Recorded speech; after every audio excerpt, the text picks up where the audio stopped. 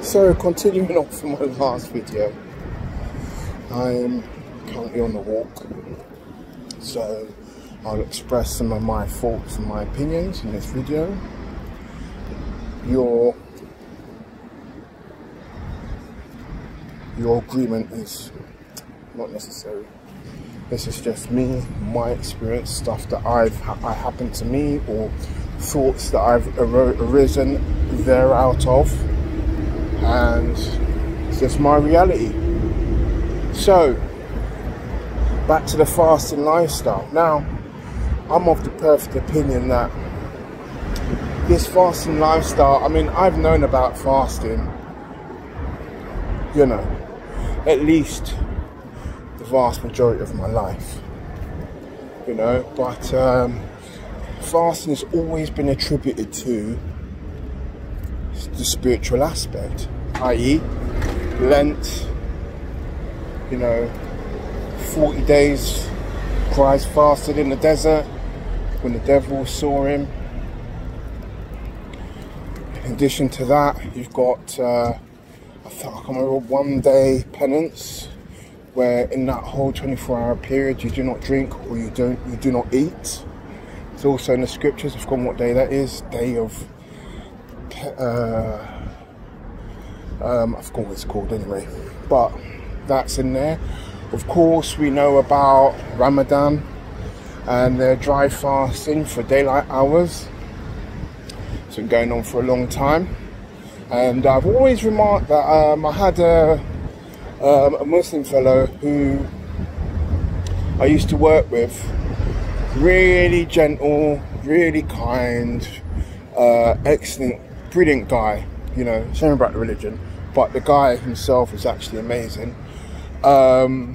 He would embark on Ramadan, and every year when I used to see him, when he used to come out, the guy was positively glowing. I mean, he dropped clearly at least a stone or two, and he was a lot shorter than me, and he would look great. Although what I must mark is that whenever you see these Muslims doing Ramadan, they always look like they're suffering. I ain't gonna lie. You see them during the day and you feel your heart goes out to them, but I'm saying your heart shouldn't go out to them, because they're actually doing the best thing for themselves than what anybody else is actually doing, and that's called abstaining. To abstain is to be disciplined. To abstain from the things that you love, that you thoroughly enjoy, only builds character. Your ability to say no to the things that you know are not the best for you, but you fucking love, builds character. And I'm going to give you a little secret here, and this is not a secret really, but somebody else said it. Shout out to is it Cole, the snake diet guy. I think he was my initial inspiration. His videos are just so matter of fact that you can't but be enthusiastic by the stuff that he says. I mean, okay, he comes out with "Hey fatty," which is not the nicest thing, but the point is you're supposed to look past his appearance, you're supposed to look past his triggering attitude, and you're supposed to just pay attention to the information that he is presenting. That's, of course, you're not an idiot, okay? Because most idiots don't listen to what people say. They pay attention to their movements, their attitude, etc., and don't pay attention to what they say. As I said, I thoroughly recommend the snake diet guy. Obviously, there are some things I don't agree with. Some things, most things I do. But the point is that I'm sending you to this guy so that you make your own decision. Not to take it as gospel, but you decide what he says is acceptable and what isn't. Okay, everybody is a thinking human being out here, and nobody should be dictating what is what, because at the end of the day, nobody really knows. I mean, come on, man. Just annoying. You know, this is supposed to be Western civilization. the pinnacle of knowledge and science and technology. But we are still arguing about what is the most suitable diet for the human species. What the fuck? Like, you should all be ashamed.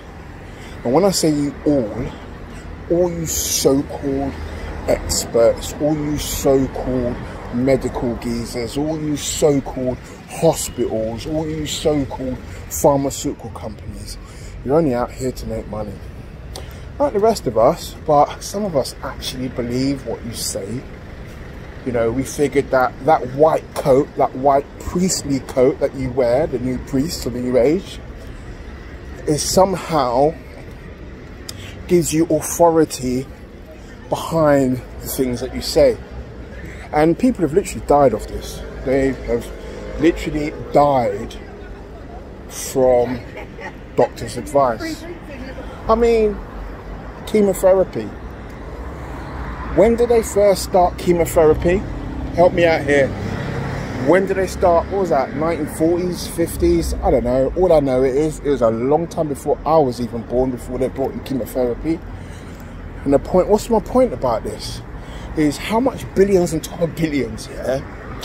How much billions on top of billions have they been invested into cancer charities, into so-called cancer treatments, etc., etc., taking donations, taking millions and billions year on year, each year, billions. But for some reason, you still have chemotherapy as an option, knowing full well that all that stuff, all that radiation itself is cancer inducing. And in fact, it's common knowledge that people end up getting cancer in a different part of the body, yeah, from where they were irradiated as a side effect of chemotherapy. It's pretty sad. I'm going to leave it right here because I'm trying to get myself a skipping rope. Right.